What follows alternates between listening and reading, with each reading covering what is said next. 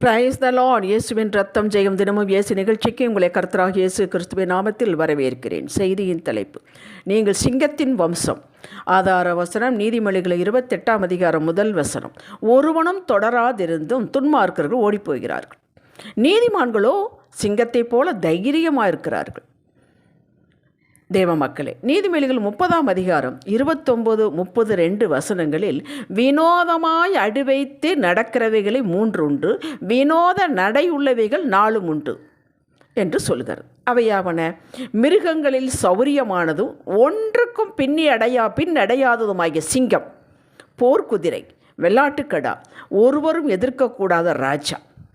சிங்கம் அலப்பற பண்ணி கொண்டிருக்காது, மௌனமாக மிகவும் அமைதியாகத்தான் இருக்கும். இடம் அறியப்படாமல் சத்தம் செய்யாமல் ஒரு திசையை நோக்கி ஒன்றை குறிவைத்து பார்த்து கொண்டே இருக்கும். கொஞ்சம் முன்னேறி வரும், சத்தம் காட்டாமல் ஒரே அடியாய் பாய்ந்து பிடித்து கொள்ளும்போது மட்டும்தான் நமக்கு தெரியும் இதுவரை இது எங்கே இருந்தது என்று பார்ப்போம். சிங்கம் தைரியத்திற்கும் வைராக்கியத்திற்கும் ஆளுகைக்கு ஒப்பனையாக பேசப்படும் ஒரு மிருகம். நீதிமொழிகள் புத்தகத்தில் துன்மார்க்கனுக்கு ஒரு முடிவு, நீதிமானுக்கு கிடைக்கும் நீதி நியாயம், இவைகளை நாம் பார்க்கலாம், தெளிவாக பார்க்கலாம். துன்மார்க்கனுக்கு கர்த்தர் துணையில்லாவிட்டாலும் பரவாயில்லை, எதிர்த்து நிற்கிறார்.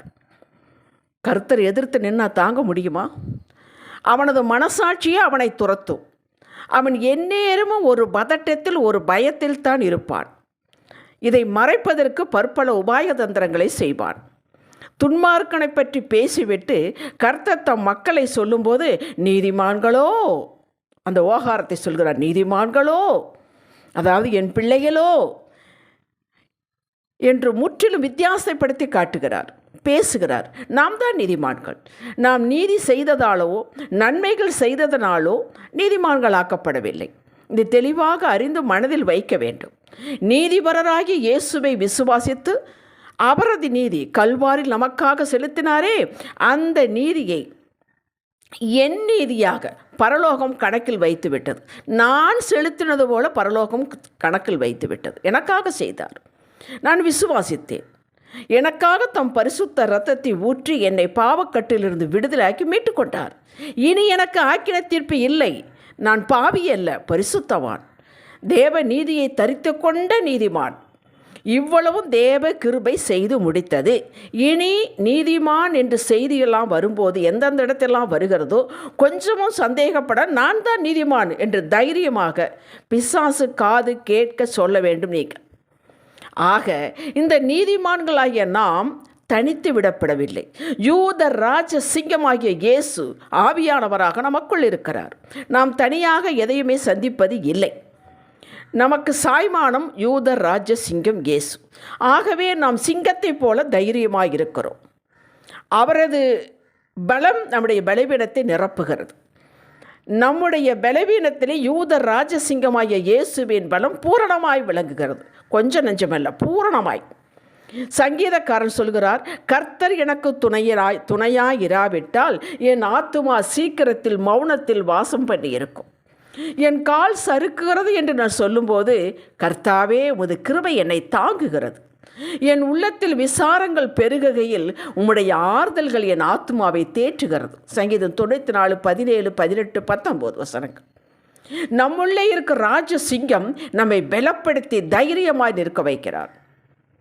எடுத்தேன் கவிழ்த்தேன் என்று செயல்பட நம்மை அவர் அனுமதிப்பதில்லை. நிதானமாக, அதே சமயத்தில் வெகு தீவிரமாக ஒரு நோக்கத்தை மையமாக கொண்டு காலத்தை நிர்ணயித்து காத்து கொண்டிருக்கிறார். நம்மை கொண்டும் செய்வார், யாரை கொண்டும் செய்வார். எதிரியே தன்னைத்தானே அழிக்கவும் வைப்பார். அவருடைய யுத்த முறையே வித்தியாசமானது. யூத ராஜசிங்கம் நமக்காக யுத்தம் செய்வார். அவர் வகுக்கும் யுத்த வழிமுறைகள் மனுஷனுடைய கணிப்பிற்கு அப்பாற்பட்டது. 1 சாமுவேல் 30ஆம் அதிகாரம் 8வது வசனத்தில் வாசித்து பாருங்கள். தாவீதும் அவனோடு இருக்கக்கூடிய 600 பேர்களை வெளியே போய்விட்டு வருகிறார்கள். சிக்லாக் அங்கே தான் தங்கி இருக்கிறார்கள். அந்த இடத்துல அமலேக்கியர் வந்து சகலத்தை எடுத்துக்கொண்டு போய்விட்டார்கள். ஒன்றுமில்லை. வந்து பார்க்குறாங்க, இந்த இடத்துல தானே நம்ம வீடு இருந்தது என்று சொல்லக்கூடிய அளவுக்கு கூட இல்லை. எடுத்துக்கொண்டு போய்விட்டார்கள். இந்த 600 பேரும் உன்னாலதான் என்று இவனை கல்லெறிய வேண்டும் என்று ஆயத்தப்பட்டார். இவன் பலங்கொண்டபட்டு அழுது முடித்துவிட்டு ஆண்டவருடன் கேட்கிறான், நான் அவர்களை மீட்டு கொள்ள முடியுமா? நான் பின் தொடரட்டுமா, தொடர வேண்டுமா என்று கேட்கிறார். திட்டமும் தெளிவுமாக ஆண்டவர் சொல்லுகிறார், நீ போ, சகலத்தையும் மீட்டுக்கொள்வாய் என்றார். அப்படியே போனான். போகும் வழியிலே ஒரு பையனை வைத்து துப்பு கொடுக்கிறார், இந்த இடத்தில் இருக்கிறார்கள் என்று. அந்த அமலேக்கியர்கள் எதிர்பாராத சமயத்தில் இவர்கள் போய் அப்படியே பாய்ந்து சகலத்தை மீட்டுக்கொண்டார்கள். கேட்டீர்களா? 2 நாளாகும் 20ஆம் அதிகாரம் உங்களுக்கு தெரிஞ்சது. யோசபாத்து பற்றி பேசக்கூடியது. அவனும் அப்படித்தான். 3 ராஜாக்கள் எதிர்த்து வருகிறார்கள். இவனுக்கு என்ன செய்வதென்று தெரியவில்லை. ஜெபிக்கிறான், எனக்கு ஒன்று புரியவில்லை, செய்யவும் தெரியவில்லை, உனக்கு உதவி செய்யுங்கள், நீ தள்ளப்பா, யுத்தம் என்னுடையது என்றார். செய்தாரே. அந்த யூத ராஜசிங் யுத்தமே வேறுவரை. இவன் துதித்து பாட ஆட்களை நிறுத்தினான். துதித்து பாடும் பொழுதே அந்த எதிரிகள் 3 பேரும் ஒருத்தருக்கொருவர் விரோதமாக ஆவி எழுப்பிவிட்டார். அவனுங்களே வெட்டி கொண்டு விழுந்தார்கள். இந்த 2லும் கர்த்தரின் செயல்பாடு வித்தியாசம். ஆனால் வெற்றி, அவர் போட்ட திட்டம், ரிசல்ட் வர வேண்டும். இதில் கவனமாக இருப்பார். தாவீது யாரை சார்ந்திருக்கிறான்? இதை காட்டினார். அவன் தெய்வத்தையே சார்ந்திருந்தான், தேவனையே சார்ந்திருந்தான். இந்த ராஜசிங்கம் எனக்கு செய்வார் என்று சார்ந்திருந்தார். அந்த 600 பேர் ஏன் கல்லை எடுத்தார்கள்? அவர்கள் தாவீதை சார்ந்திருந்தார்கள், கர்த்தரை சார்ந்திருக்கவில்லை. கர்த்தரை சார்ந்திருந்தால் அவனை கல்லெறிய முயற்சிக்க மாட்டார்கள். காட்டினார், எல்லாருக்கும் காட்டினார். அந்த 600 பேர் யாரை சார்ந்திருக்கார்கள் என்று காட்டினார். நீதிமானுக்கு எதிராக உருவாக்கப்படும் ஆயுதம் வாய்க்காதே போகும். எதிர்த்தவர்கள் இல்பொருள் ஆவார்கள். உங்களுக்கு எதிராக எடுக்கக்கூடிய எந்த ஆயுதமாக இருந்தாலும் சரி, அது வாய்ப்பேச்சாக இருந்தாலும் சரி, கோர்ட்டு கேஸாக இருந்தால் அது வாய்க்காது, இல்பொருளாகும், ஒன்றுமில்லாமல் போய்விடும். நீங்கள் மட்டும் அவருக்கு தெரியப்படுத்துங்கள். இது அந்த காலத்திலிருந்து இன்று வரை நிரூபித்து கொண்டுதான் வருகிறார். நாம் தான் மறந்து விடுகிறோம். எந்த எதிர்ப்பாக இருந்தாலும் சரி, நீங்கள் ஒன்றும் உங்கள் சொந்த யுக்தி யோசனையில் பேச வேண்டாம். கர்த்தரிடம் சாட்டி விடுங்கள். அவர் பேசினால் வித்தியாசமாக இருக்கும். பின் உங்கள் வேலையை பாருங்கள். அவரிடம் கொடுத்துவிட்டு பின் மறுபடியும் நீங்கள் ஏதாவது செய்து கொண்டிருக்கக்கூடாது. இந்த ஏதாவது செய்ய வேண்டும் என்ற எண்ணம் நிற்க வரை அவர் அமைதியாகத்தான் இருப்பார். அதே சமயத்தில் உங்களை என்ன செய்ய சொல்கிறாரோ அதை செய்ய வேண்டும். நியாயாதிபதிகள் 6ஆம் அதிகாரத்தில் கிதியோனுக்கு ஒரு யுத்த முறை கற்றுக் கொடுத்தார். இது செய்யப்பா என்றார், செய்தான், அவ்வளவுதான். வெற்றி எடுக்க கொடுத்தார். நமக்கு பார்க்குறதுக்கு இது என்ன இப்படியெல்லாம் ஒரு போர் செய்ய முடியுமா என்று தோணும். அப்படித்தான் எரிகோ கோட்டையை சும்மா சுற்றி வாங்கினு சொன்னாரே, விழுந்ததல்லவா? இது யாரடா சொன்னால் நம்புவார்களா? அப்படித்தான் அவருடைய யுத்த முறையே வித்தியாசமானது. அவன் அப்படியே செய்தான். கிதியோன் வெற்றி கண்டான். ஏதும் நம்மிடம் அவர் சொல்லவில்லை என்றால், அவர் அடுத்து பேசும் வரை, தேவ வார்த்தையினாலேயோ ஞாயிறு ஆராதனையினாலேயோ எப்படியோ பேசுவார். பேசும் வரை அமைதியாக இருக்க வேண்டும். அமெரிக்கும் நம்பிக்கையுமே உங்கள் பலன். நீங்கள் ஆண்டவரோட சொல்லிவிட்டேன், ஜெபித்து விட்டேன், அவர் இந்த சந்தேகம் வரக்கூடாது. சொல்லிவிட்டால், தெரிவித்து விட்டால் அவர் ஏற்றுக்கொண்டார், அவர் செய்வார், அவ்வளவுதான். எஸ்ஐயா 30:15 படிக்கலாம். அமெரிக்க நம்பிக்கையுமே உங்கள் பலன். என்னாகும் 14ஆம் அதிகாரம் 40 45 வரை நீங்கள் வாசித்து பாருங்கள். அதில் என்னவென்றால், மோசே அனுப்புகிறான் 12 பேரை. கானான் தேசம் போய் வேவு பார்த்து விட்டு சில பழங்களை கொண்டு வாருங்கள்.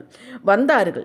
2 பேர், காலேபும் யோசுவாவும் அற்புதமான ஆமாம் ராட்சசில் இருக்கிறார்கள், ஆமாம் அவங்க பெரியவங்க தான், ஆனால் கர்த்தர் நம்மோடு இருக்கிறாரே, யூத ராட்சசிங்க நம்மோடு இருக்கிறாரே, நாம் உடனே ஜெயிக்கலாம், உடனே அதை எடுத்துக்கொள்ளலாம் என்றார்கள். மற்ற 10 பேரும் நெகட்டிவாக, ஐயோ நம்ம அழிந்து விடுவோம், அவர்களெல்லாம் அப்படி இருக்கிறார்கள், இப்படி இருக்கிறார்கள். அது கர்த்தர் அவர்களை அடித்தார், போய்விட்டார்கள். இதை கேட்டதை இவர்கள் பயந்து விட்டார்கள். ஐயோ நம்ம போகலாம், கானானுக்கு போகலாம் என்று ஒரு சிலர் கூட்டம் கூடி எழுப்பினார்கள். அப்போது மோசே சொன்ன, இப்போ நீங்கள் போகக்கூடாது, வேண்டாம், இது கர்த்தர் சித்தம் இல்லை என்றார். கேட்கவில்லை. ஏறினார்கள் மலை மேல். அங்கே இருக்கிறவர்களை கானானிகள் துரத்தினார்கள், கீழே வந்து விட்டார்கள். எப்பொழுது செய்ய சொல்கிறாரோ அப்பொழுதுதான் செய்ய வேண்டும்.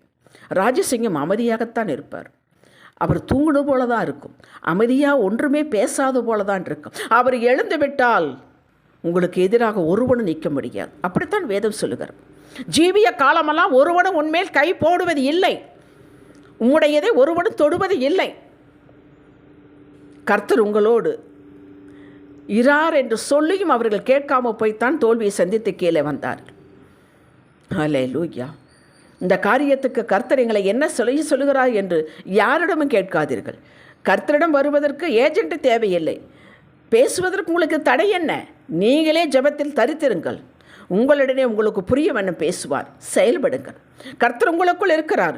ராஜசிங்கம் உங்களுக்குள் இருக்கிறார்.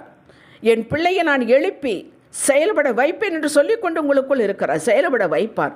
உங்களை கொண்டு செயல்பட வைப்பார். அவரையும் செய்வார். அது எந்த முறை என்று யாருக்கும் தெரியாது.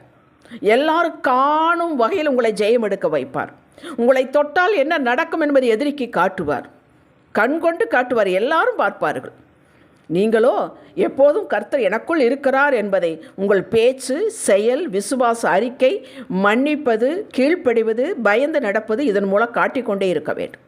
ராஜசிங்கம் எனக்குள் இருக்கிறார் என்பதை எப்படி காட்டுவது? இப்படித்தான். தாவீது எப்போதும் கர்த்தருக்கு கீழ்ப்படித்தவனாயிருந்தான். தான் யாரை சார்ந்திருக்கிறான் என்பதை சொல்லாமல் சொல்லிக்கொண்டு வாழ்ந்து கொண்டிருந்தான்.